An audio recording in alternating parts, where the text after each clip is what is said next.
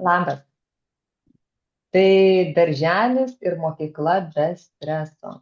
Kaip omega 3 gali pagelbėti vaikučiams. Tai šios dienos tema, apie ką kalbėsim, kalbinsiu vaistininkę. Tai visą tą informaciją galim pritaikyti ir suaugusiems, bet tiesiog daugiau akcentuosim apie vaikučius, nes artėja tas laikotarpis, mokslai, darželis, kai tėveliai tikrai pradeda nerimauti, kaip tas vaikutis adaptuosis toje naujoje aplinkoje iš po atostogų. Tai kalbinsiu ilgametę vaistininkę.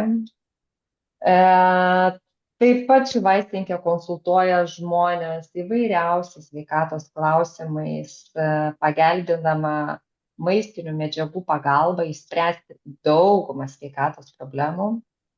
Taip pat ji veda paskaitas įvairiausiuose Lietuvos kampeliuose, edukuoja žmones. Tos paskaitos būna apie įvairiausius sveikatos klausimus. Ir aplamai labai nuostabus žmogus ir labai dėkoju, kad aš ją sutikau savo gyvenime. Labas, Eglutė. Labas, Andžela. Sveiki, mėly klausytojai. Taip, ir dar prieš įeinant į pokalbį labai noriu trumpai tiesiog priminti, kad būtume labai dėkingos, jeigu šį kanalą paspaustumėt užsiprenumeruoti. Nes kuo daugiau prenumeratorių, tuo daugiau žmonių pamato vertingą informaciją. Labai dėkojam iš anksto. Tai Eglutė, norėčiau tavęs tada pirmų klausimų užklausti. Kaip omega 3 riebiosios rūgštys padeda vaikučiams susidoroti su stresu darželyje, mokykloje? Tai mechanizmai yra keli, kaip padeda, bet kad suprantamai paaiškinti tėveliams, o galbūt jau ir vyresniems vaikučiams, jeigu klausysis, tai mechanizmai būtų tokie, kad omega 3 riebiosios rūgštys tai yra mūsų smegenų ląstelių membranų statybiniai blokai. Tai yra, kaip įsivaizduokit, sudedamoji struktūrinė medžiaga. Tai kaip pavyzdys, jeigu dar paprasčiau, tai kaip plytos plytiniam namui. Tai yra pagrindinė statybinė medžiaga. Tai užpildydamos tas membranas, omega 3 riebiosios rūgštys, jos yra atsakingos už ląstelės membranos pralaidumą. O kodėl jisai turi būti tas pralaidumas, kam jisai reikalingas? Tai tam, kad mūsų kiekviena smegenų ląstelė, kiekvienas neuronas galėtų tarpusavį bendrauti. Nes mūsų tas bendravimas, ta prasme, ląstelė su ląstele, neuronas su neuronu vyksta per nervinius impulsus. Kaip tarsi tokia kaip elektra eina, ar ne? Ir kad veiktų smegenys gerai, reikia, kad tie nerviniai impulsai pereitų be jokių trikdžių. Tai reiškia, iš ląstelės į ląstelę, kaip įsivaizduokit, kaip kokia SMS žinutė. Viena ląstelė parašo kitai, kita ir taip pat tie nerviniai impulsai sklinda. Tai jeigu omega 3 riebių rūgščių yra trūkumas, reiškia, tos žinutės SMS, jos nepersiduoda. Tie nerviniai impulsai sklinda su trikdžiais. Tai ką tai reiškia kasdienybėje? Tai reiškia sutrikusią atmintį. Tai reiškia sutrikusią raidą, vystymasi. Tai reiškia tokį, gali sukelti neadekvačią reakciją į stresą. Gali vaikutis būti toks, turėti elgesio sutrikimų įvairiausių, ar ne? Ir būtent tas, kaip sakau, tas toks trumpinimas gaunasi. Kaip įsivaizduokite, elektra, kai būna trumpina, ar ne, kai mes sakom, trumpas gavo sujungimas. Tai kada trūksta omega 3 riebių rūgščių, tai tie nerviniai impulsai negali taip sklisti, kaip turėtų. Taip pat omega 3 dalyvauja reguliavime per didelio kortizolio išsiskyrimo. Tai reiškia, kada jau kortizolis išsiskiria per daug, omega 3 riebalų rūgštys mažina. Ne? Ir kas yra kortizolis? Kortizolis tai yra streso hormonas, kuris yra labai reikalingas, kad mes išgyventumėm. Bet kada jo yra per daug, kada yra streso hormono kortizolio per daug, tada irgi yra organizmui jau pražūtis. Nu, reiškia, vaikutis turės, aukštą streso lygį. Ir jam bus sunku susidoroti su tais kasdieniniais iššūkiais. Taip Mhm. pat, kaip ir minėjau, omega 3 rūgštys mažina nerimą, mažina įtampą. Tai irgi labai svarbu, kalbant apie tai, kad jeigu vaikutis ypatingai pradeda tik eiti į darželį, ar pradeda eiti į mokyklą ar ne, ir kyla įvairiausių sveikatos sutrikimų, būtent, kad vaikučiai nesusidoroja su gyvenimo pokyčiais, kad keičiasi kažkas ar ne, jam sunku priimti tas naujoves. Tai nerimas ir įtampa bus žymiai didesni, jeigu trūks vaiko organizmui omega 3 riebių rūgščių. Toliau, jeigu kalbant ne tik apie nervų sistemą, bet ir pavyzdžiui apie imuninę sistemą, tai vaikučiai, kuriems trūksta omega 3 riebių rūgščių, yra žymiai mažiau atsparesni infekcijoms. Jie dažniau serga ir, aišku, reikės dažniau jiems ir gydymo, ir antibiotikų. Tai va, tai tokie būtų pagrindiniai dalykai, už ką atsakinga omega 3. Mhm. Buvai jau šiek tiek paminėjusi ir apie koncentraciją ar ne vaikučių, bet šiais laikais labai aktuali tema, kad vaikučiai ar nesuvaldo to dėmesio. Tai va ta omega 3 ar ne, kokiu būdu, kaip jinai veikia vaiko nuotaiką, tą koncentraciją, tą dėmesį, ar iš ties jinai ant tiek turi tą didelę svarbą, jeigu jos trūksta būtent tų riebiųjų rūgščių. Taip, taip. Iš tikrųjų yra atlikta nemažai klinikinių tyrimų ir jų yra labai labai daug internete, galima tikrai prieiti ir plačiai visuomeniai paskaityti. Ir tie klinikiniai tyrimai buvo atlikti ir su vaikais, ir su studentais. Ir netgi teko skaityti keletą klinikinių tyrimų, kurie buvo nutraukti jiems dar nepasibaigus terminui, nes žinot, kaip būna, klinikinis tyrimas turi pradžią ir turi pabaigą. Tai net nutraukė, net viduryje tyrimo buvo nutrauktas tyrimas, todėl kad buvo neetiška toliau tęsti. Dėl to, kad mokykloje vaikai buvo suskirstyti į dvi grupės, kaip ir studentai, žodžiu, universitetuose. Ir vienai grupiai buvo duotos omega 3 riebiosios rūgštys kaip papildas papildomai, o kitai grupiai ne. Ir buvo stebimas labai didžiulis kontrastas, skirtumas tarp tų vaikų. Vaikučiam, kuriems netrūko omega 3 rūgščių, buvo žymiai geresni mokymosi rezultatai, koncentracija, žymiai susikaupimas didesnis, elgesys jų geresnis, lyginant su grupe, kuriems trūko omega 3 rūgščių. Tai dėl to buvo manoma, kad tai netiška tęsti tą tyrimą ilgai ir buvo jisai nutrauktas ir buvo siūloma visiems vaikučiam duoti omega 3 riebiąsias rūgštis. Tai iš tikrųjų ir iš asmeninės patirties galiu patvirtinti, kad kadangi sveikatos srityje vaistininkė dirbu 20 metai, sveikatos srityje su sveikata jau dirbu 16 metų, tai galiu pasakyti, kad turiu labai daug asmeninių patirčių, istorijų su savo klientais, būtent su vaikučiais, kurie turi ADHD sutrikimus, autizmus ar Aspergerio sindromus. Tai yra didžiulis, didžiulis tikrai pokytis ir akivaizdi nauda. Kai pakanka omegos 3 riebiųjų rūgščių. Taip, taip, pagerina vaikučiam ir miegą, ir susikaupimą, ir kaip sakant, mamos dažnai pasako, kad tiesiog vaikas pasikeitė neatpažįstamai, nes iš tikrųjų, kada yra vaiko nervų sistema sutrikusi, pairę nervai ar ne, tai tada išsibalansuoja ir visos šeimos gyvenimas. Tai visi tampa tokie nervingi, taip, visi, nu, tiesiog gaunasi tarp visų tokia jau žaibai, ar ne, jau trintis. Užtenka vieno vaikučio, kuris gali tikrai išbalansuoti. Ir aišku, visa šeima kenčia ir dėl vaikučio, ir patys paskui dėl savo santykių. Tai va, tai tikrai taip. ta omega 3 ir ne tik teoriškai, bet ir praktiškai aš galiu patvirtinti, kad, nu, ypatingai svarbios medžiagos vaikučiam.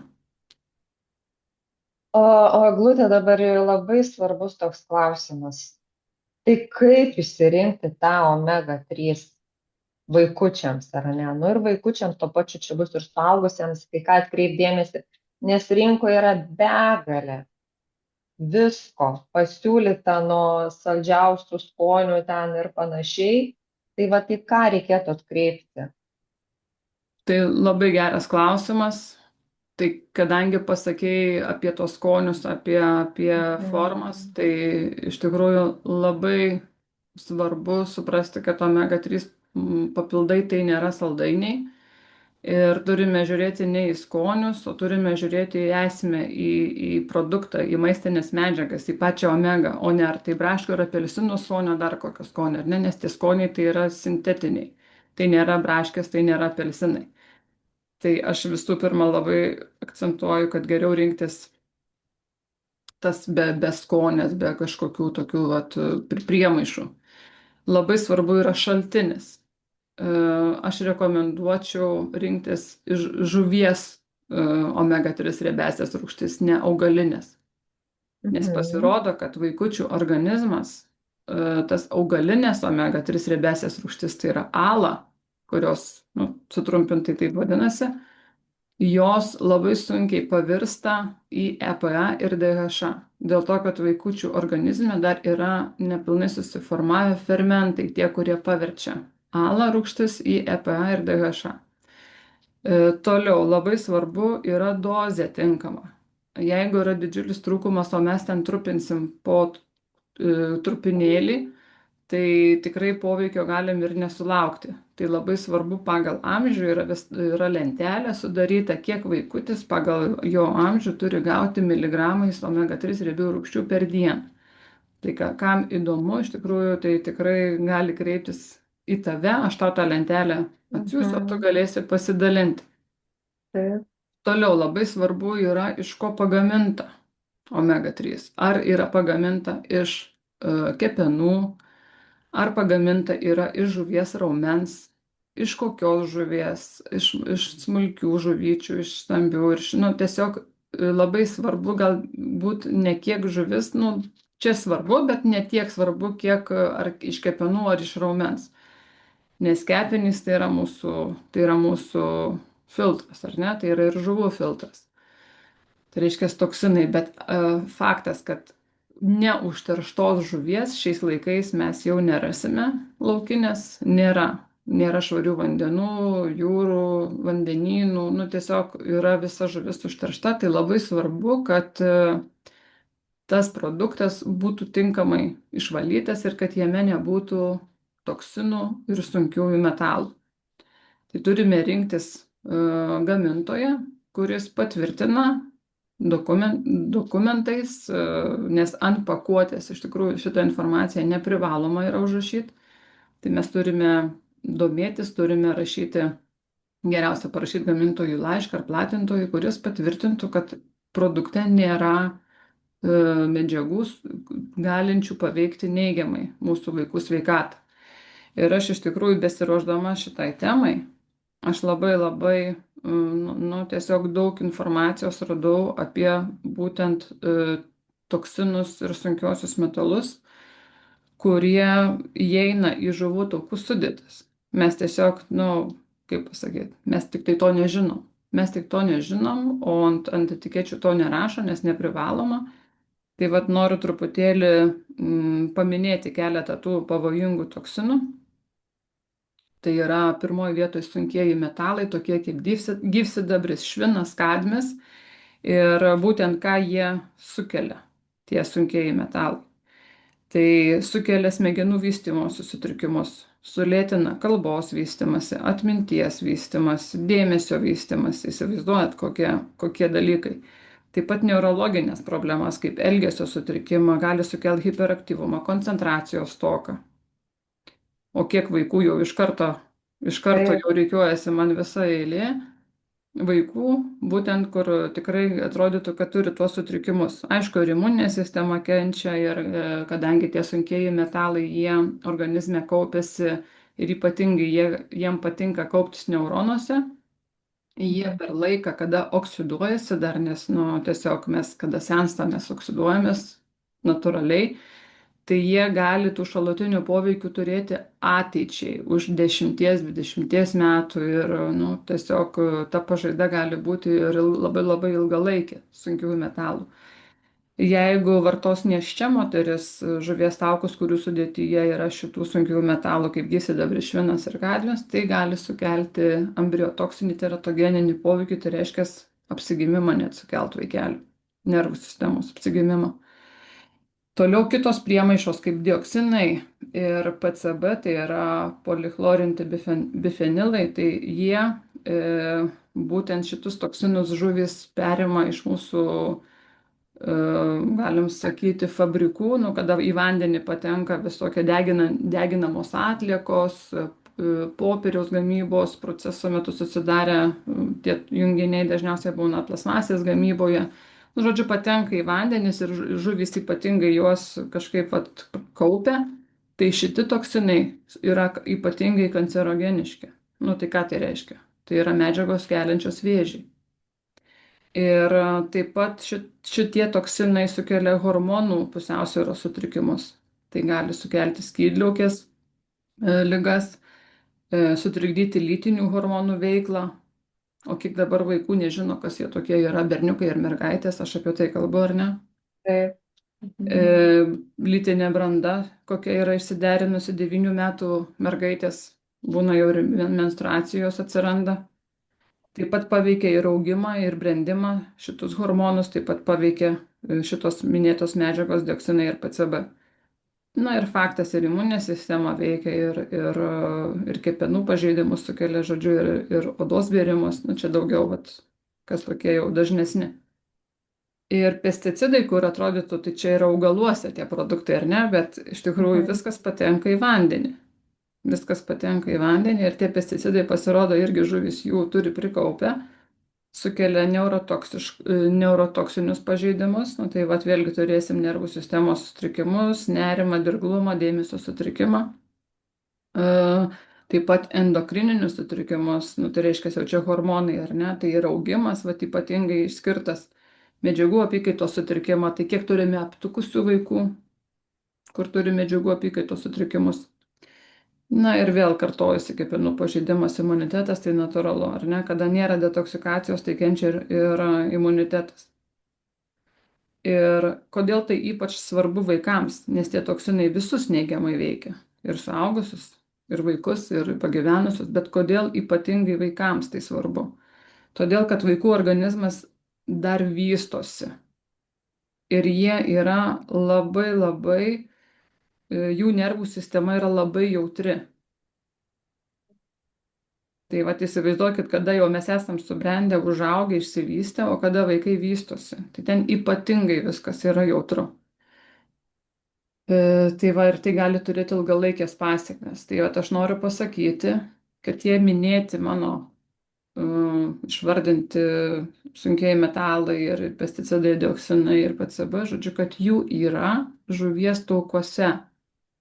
Ir mes duodami žuvies taukos dėl naudos, dėl tų omega-3 rūgščių, mes galime pakenkti savo vaikams, jeigu mes neįsigilinsime,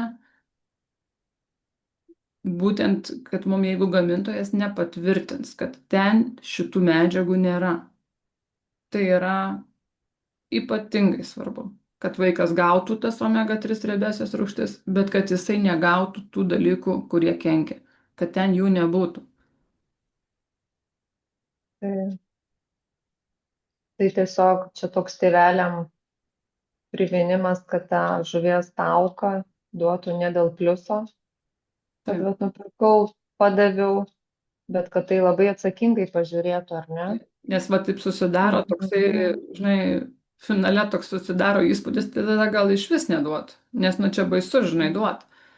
Nes taip, Taip, atrodo, tai tada jau geriau neduosiu ir, nu, išvengsiu tų baisių dalykų, bet iš tikrųjų, jeigu mes neduodam omega 3 riebių rūgščių vaikam, nu, tai vėlgi tada bus sutrikusi raida, sutrikęs vystimas, sutrikęs augimas, silpnas imunitetas. Nu, žodžiu, vėl bus blogai. mhm, Ir mhm, jeigu nebūtų omega 3 riebių rūgščių, kur neturėtų tų toksinų, ar ne, tai mes čia galbūt iš vis ir nekalbėtumėm, nes tada, nu, kam kalbėti. Bet jų yra rinkoje tų produktų, tik tai reikia taip, nepatingėti ir nenumoti ranką, ai, nu ten va, braškių skonio nupirkau, žinai, vaikas skaniai taip. valgo, tai vad nežiūrėti taip vad lengvabūdiškai, labai rimtai pasižiūrėti. A, o kokią omega tu galėtum rekomenduoti ir kodėl? Tai aš rekomenduoju tą omegą, kurią patys mes vartojam 19 su virš metų kiekvieną dieną. Tai natūralu, kad aš kitos ir nerekomenduosiu, nes jeigu aš rekomenduočiau kitą, aš pati ją vartočiau. tai, Taip. tai rekomenduoju Neolife kompanijos omega 3 riebesias rūgštis, todėl Mhm. kad tai yra produktas ypatingai švarus, sudėtyje yra nulis toksinų, sunkiųjų metalų. Tai yra numeris vienas saugumas. Tada yra produktas pagamintas iš 5 laukinių žuvų. Nu, kaip ir minėjau, nesvarbu, kad laukinės žuvys jos yra užterštos, bet šita kompanija naudodama molekulinės diferenciacijos technologiją, išgaudama taip omega 3 riebesias rūgštis, ji iš šaltinio, iš žuvies paima tik tai tas molekulės, tik tas omega 3 rūgštis, o visi toksinai, sunkieji metalai, visi dioksinai lieka už borto. Taip pat naudojama žaliava yra tik raumuo, nenaudojama kepenys.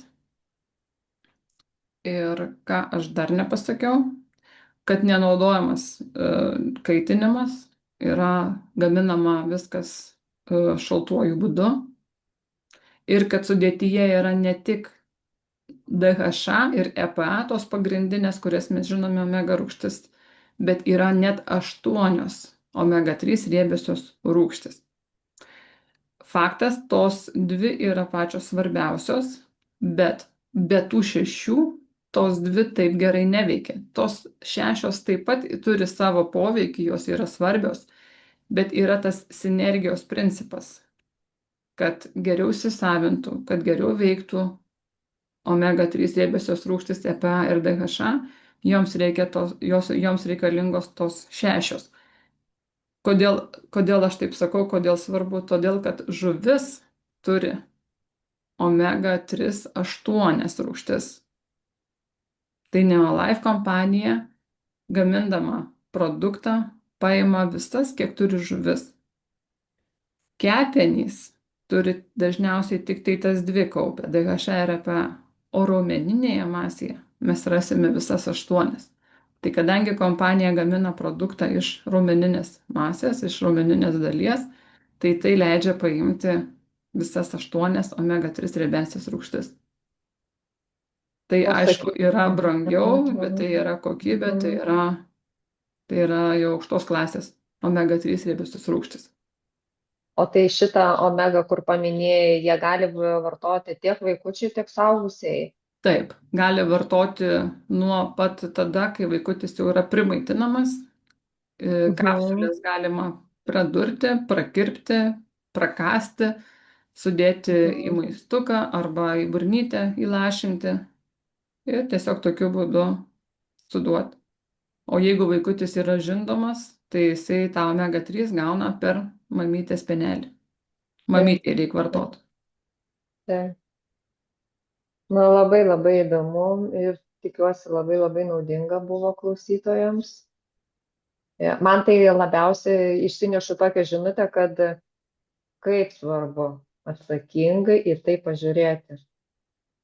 Man kažkodėl labai susirezonavo šitokia žinutė, nes Ir esu girdėjusi tavo pasakymą, šiais laikais svarbiausia nepakenkti. Taip, Jau netgi taip, kad tu nupirkęs tą papildą, tu žiūrėk, kad nepakenktum, nes gali taip, dar ir pakenkti, ar ne? tikrai. Net nepagalvotum apie tai. Taip, taip. Tai mano klausimai baigėsi, nebent kažką norėtum dar kažką pridurti klausytojams, ar Aš tiesiog turbūt jau. pasakiau viską, tiesiog noriu Mhm, paraginti daryti tą veiksmą. Nu, tai reiškia, mhm, abejonių ir jums atėjus į vaistinę ar perkant maisto papildą tinklinės marketingos, pas tinklinės marketingos konsultantą ar tiesiogiai, ar ne, kad nepatingėtumėt užduoti tą klausimą raštu. Nes taip, žodžiu atsakymas jisai nėra teisinis dokumentas. Tai nėra kažkoks, mhm, nu, atsakymas tvirtas, ar ne? Tai aš galiu pasakyti, o paskui sakyti, kad nesakiau. taip, Neprisimti atsakomybės. Tai mes turime gauti raštu atsakymą. O kaip gausim raštu atsakymą? Tai jeigu klausimą raštu užduosim, tai taip, nepatingėkime, jeigu turim omega 3 ar žuvies taukus namuose ir mes jau ten juos labai liaupsinam ir ten galvojam, kad jau čia yra vavo vyva tas papildas, tai nepatingėkim parašyti laišką ir žiūrėkim, kokį atsakymą gausit. Ir jeigu tas atsakymas jūs tenkins, tai valio.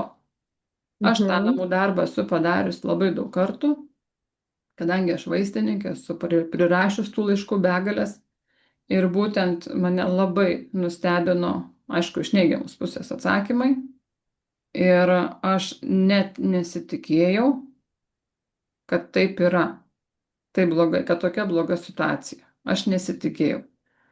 Ir kai gavau tą patį klausimą uždavus atsakymą iš Nelife kompanijos raštišką, tai aš tiesiog, nu, buvau netekusi amo žado ir man tiesiog, nu, buvo galutinai aišku, kad aš su šita omega ir pati apsiženysiu ir savo šeimą irgi apženysiu su visam gyvenimui, nes mažiau už nulį nėra. Nes taip. nulis tų visų toksinų ir sunkiųjų metalų Nelife kompanijos omega papilde. Tai va, tai tiesiog žinutė, Mhm. netingėkit tą padaryti namų darbą. Tai man dabar toks blitz klausimas kyla, bet gali jį trumpai atsakyti. Kadangi dar šiek tiek dirbi vaistinėje, ar yra vaistinė omega, kurią aš galėčiau nusipirkti ir būti rami ir vartoti?